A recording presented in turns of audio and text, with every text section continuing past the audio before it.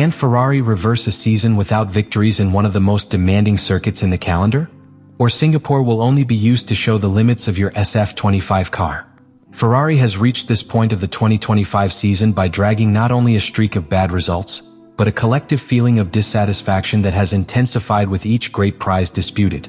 At this point in the championship, and with the Singapore Grand Prix as one of the few scenarios that could still offer a real opportunity for redemption, the Scuderia is involved in an environment where the pressure not only comes from outside media, tifosi, rivals, but also from the inside, from its own structural errors and its inability to translate its potential into concrete results.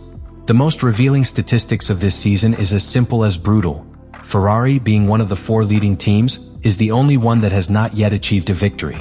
Not once they have managed to cross the checkered flag in first position, and that, in a team that is measured by titles and triumphs, it is a load that weighs like a slab. In the Builders' Championship, third parties are marched with 286 points, far behind McLaren, which leads them for 268 units. That distance is not simply a number. It is the reflection of a campaign that, in sports, has been a constant fight against its own technical and organizational limitations. The SF25, the car that should be the Renaissance vehicle, has turned out to be an extremely temperamental machine, with a reduced yield window and plagued with correlation problems between simulation data and track behavior. In practical terms, this means that Ferrari has been constantly adjusting configurations without finding stability. Each new track becomes a kind of experiment, where they rarely manage to put the car at the optimal point for classification and much less for race. This pattern has been repeated from the first race until now, generating frustration in both the pilots and the engineers. Singapore's GP is not just one more race. It represents a kind of last emotional border for the team. It is one of the circuits that Leclerc has marked as gainable, a word that has almost not been heard in Maranello in 2025. The fact that they have not yet tasted a victory makes any opportunity that is presented as treated as a matter of life or sports death. It is not an exaggeration. If Ferrari fails here, in a theoretically favorable layout, the rest of the season could become a long march of resignation. In theory, this should be a circuit that favors Ferrari. The main reason is that Marina Bay demands a high aerodynamic load configuration, similar to Monaco or Mexico, where what prevails is not the speed in line, but stability and traction in slow curves. In this type of scenarios, Ferrari has shown in the past to have a competitive base. And this season, even with all accumulated problems, there is a technical hypothesis that points to SF25 can adapt better here than on other tracks. One of the keys is temperature. Ferrari's car has shown to have serious difficulties in reaching the optimal temperature range of tires in cold conditions. We saw it in Baku, where the performance of the SF25 was disappointing against Mercedes and Williams, who took better advantage of the asphalt cold.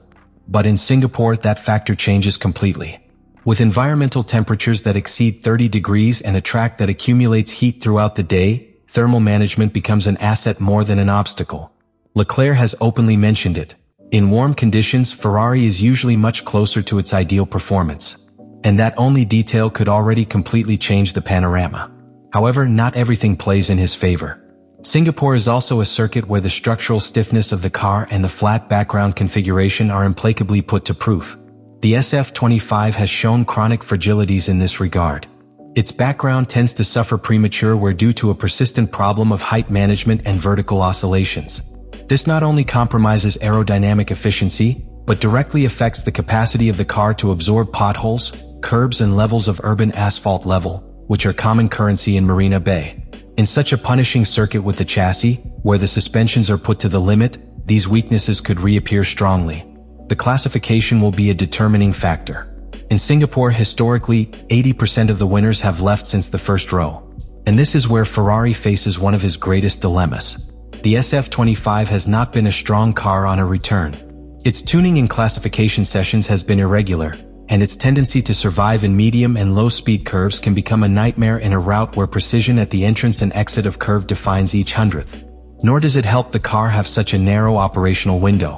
While teams like McLaren or Mercedes can afford to experiment with different aerodynamic loads, Ferrari is often trapped between two configurations that neither of them ends up working at all. This phenomenon, which has been recognized by Maranello's engineers, forces them to choose between slow curve or stability speed in rapid steering changes.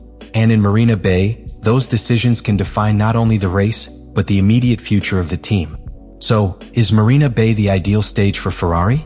only under very specific conditions. If the car manages to enter its operational window, if the tires work as expected, if the suspension does not suffer from the curbs, if the strategy is impeccable since Friday.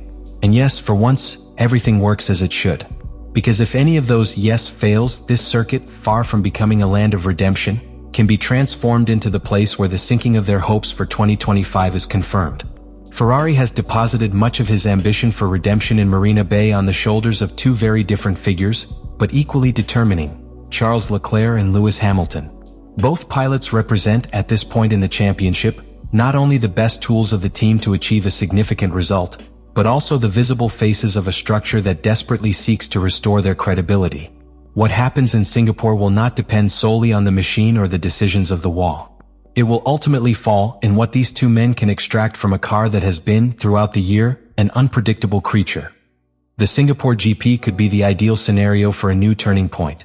It is a circuit where the experience counts, where patience is rewarded, and where the concentration under pressure is vital. And in those three dimensions, few match Hamilton.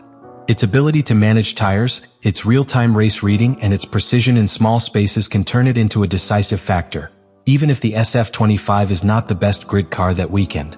But there is also a latent tension in Ferrari that can influence the performance of both. The dynamic between Leclerc and Hamilton has not yet been put to the test in a direct struggle scenario for a victory, and Marina Bay could be the first real battlefield among them. If the car gives them a chance, even minimal, to fight for first position, the team must carefully manage the relationship between its pilots. Because what is at stake is not only a victory, but Ferrari's internal hierarchy, the public narrative of his project, and the immediate future of his season. From a strategic point of view, Ferrari has a genuine opportunity to compete for the podium, and even for victory. This is due to a rare convergence of factors. The layout favors cars with good traction and high aerodynamic load. The warm climate could neutralize their chronic tire heating problem, and their two Leclerc and Hamilton pilots have successful history in circuits of this type. In addition, unlike other paths where pure speed in line or total aerodynamic efficiency make a difference, Singapore rewards fine piloting, extreme concentration, and surgical execution in each phase of the weekend. But you also have to consider the elements that can make all this collapse. The SF25 until now has proven to have a very close operational window. If the team fails to find the appropriate balance from free training, they could spend the whole weekend trying to correct balance problems, march height, aerodynamic rebound, or fatigue of the flat background. These technical details, which in other tracks can be marginal or disguise, are amplified here by the nature of the urban asphalt, aggressive curbs, and the constant demand in braking areas. Saturday will be once again the key day. The classification in Singapore historically decides the race. The circuit has one of the lowest overtaking rates of the entire calendar, and not even with the help of DRS it is easy to recover positions if it starts from the middle of the platoon. Therefore, all technical effort should focus on building a quick car on a return, even if that implies slightly compromising the career rhythm. That will be the great tactical decision. Sacrifice Sunday rhythm to ensure a strategic position of Saturday. A dilemma that Ferrari has handled with mixed results during the year, but that does not admit margin of error. In the event that Ferrari manages to place one or both cars in the first rows, the door opens to a possible defensive strategy. Managing tires, containing the rivals, and keeping a cold head will be fundamental. But there is also a scenario where, even achieving a good starting position, the team stumbles again in its Achilles heel: the strategy. The exact moment of the pit stop, the choice between one or two stops, the correct reading of the climatic changes or the rhythm of the rivals, all those decisions that are made in seconds and that, during the season, have cost valuable points. The danger, therefore, is not just that the car does not work. It is that everything works, until something falls apart. And that is the narrative that Ferrari must break. Prove that they can deliver a full weekend without fissures. That can be fast, constant, strategically solid, and emotionally stable. They have, at least for a weekend, the ability to behave like a champion team. On the other hand, it cannot be ignored that this race could mark the beginning of an increasingly evident internal tension. If Leclerc and Hamilton are on track fighting for the same goal, Ferrari will have to decide whether it will allow an open battle or if it will intervene to protect structural interests. Any decision in that sense could have medium-term consequences. The silent rivalry between them can be exacerbated if one obtains advantage over the other, and in a team like Ferrari, internal dynamics have always been a determining factor in success or collapse.